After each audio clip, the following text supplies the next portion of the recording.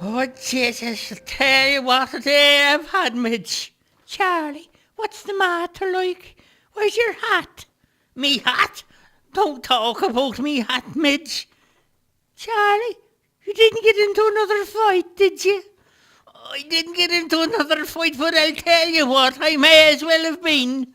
Charlie, what do you mean? I mean the wind, Midge. It took me hat. It blew it to America, like. Calm down now, Charlie. Sure, I'll make you a cup of tea. I don't want a cup of tea. I want me hat. Don't be like that, Charlie. Well, I'll tell you, Midge, you've no idea. Listen to me now. I'm listening, Charlie. That wind out there, and you took me and threw me into the river.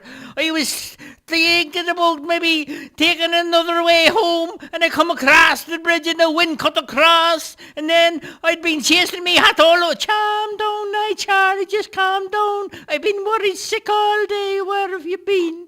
Well, it's like this now, Midge. I went out this morning to the chapel to see Father McCarthy. Are you all right, Charlie? What did you have to see the priest for now?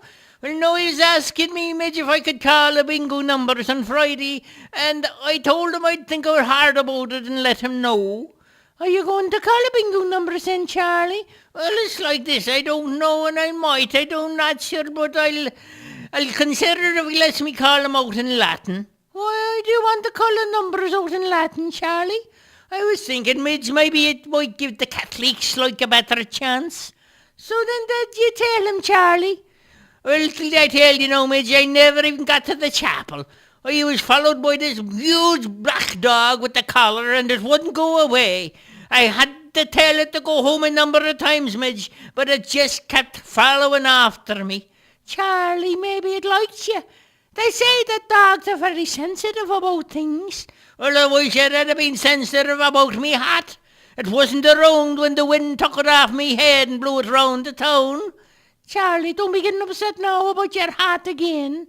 Tell me about that dog. What did you do to get it from following you?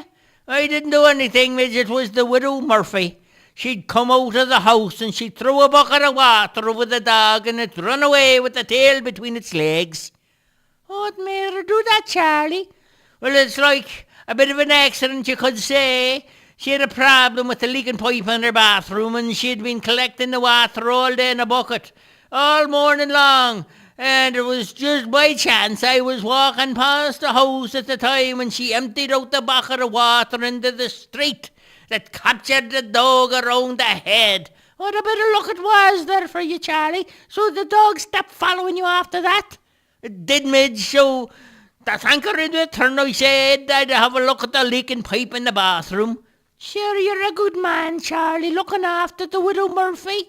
Anyways, and I go up the ladder, I went, oh my God, Charlie, you didn't go up the ladder. It's awful dangerous.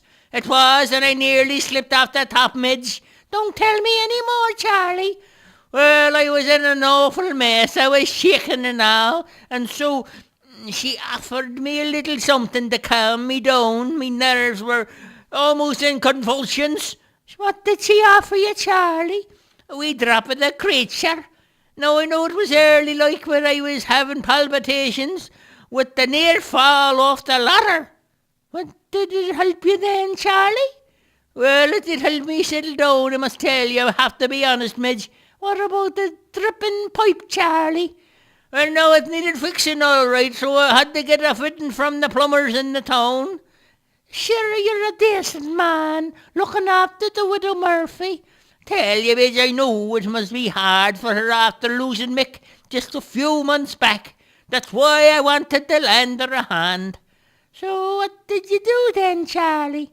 I was just about to head off to the plumber's shop, and it was then she offered to make me breakfast. Sure, she can't cook that well. You're telling me she took the box of cornflakes and then she's looking for directions on the box. I told her not to worry. Then she pours them into the frying pan, so I told her I had to go. Charlie, you don't want fried cornflakes. I got out just in time, Midge, and I told her I'd drop the water, maybe Linda on in the bucket, and I'd look at the leaking pipe while I was there. That was very wise of you, Charlie. And then what happened? That's when I went outside and I saw the wind coming. Charlie, you can't see the wind coming. Well, you know what, Midge? I saw the papers and stuff getting tossed around into the air, and I knew it was going to be bad. The next thing I knew, me hat was lifted off me head, and I'd been chasing it round all over the place like a madman. Oh, the time you've had, Charlie. I was so distracted with it, Midge, I had to call into the pub on the way, and I had a few little ones just to calm me down, Midge.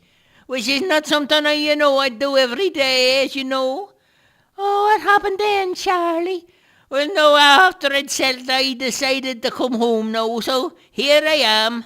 Charlie, it's good to have you home. And put your feet up now, and I'll cook you a feed, and it won't be fried cornflakes. I might have that cup of tea now, Midge. Coming up, Charlie. Coming up.